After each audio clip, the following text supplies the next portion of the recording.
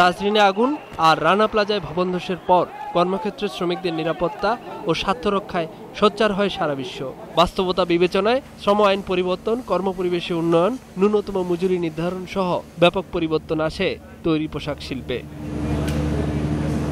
কতটা এগিয়েছে সেটা জানতে দুই বিদেশি ক্রেতা জোট অ্যাকর্ড অ্যালায়েন্স পরিদর্শন করে 2000 কারখানা। পাশাপাশি মন্ত্রণালয়ের উদ্যোগে পরিদর্শন হয় আরো 1500 কারখানা। যৌথ পর্যালোচনা রিপোর্ট নিয়ে সচিবালয়ে এই সংবাদ সম্মেলন।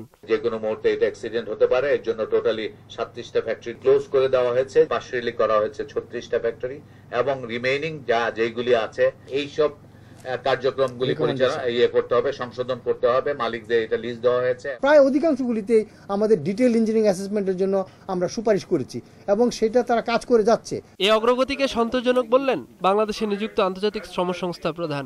Today I have no hesitation to say that DIFE has really in a very short span of time emerged as an effective mechanism that can serve as a model for a number of other regulators to be strengthened. শর্ত মেনে অনেক উন্নয়ন হলেও ক্রেতারা তৈরি পোশাকের দাম বাড়াচ্ছে না, অভিযোগ শ্রম প্রতিমন্ত্রীর। চ্যালেঞ্জ করে বলতে পারে আল্লাহর রহমতে যে আর কোন সেকেন্ড রানা প্লাজা হওয়ার সম্ভাবনা বাংলাদেশে নাই।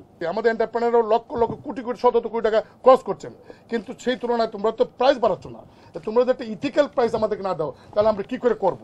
তারপরে আমরা করছি। 1 বছরের মধ্যেই কারখানা পরিদর্শন ডিজিটাল প্রক্রিয়ায় নেওয়া হচ্ছে বলে জানানো হয় সংবাদ সম্মেলনে। মোহাম্মদ নুরুন নবী, 21 টেলিভিশন, ঢাকা।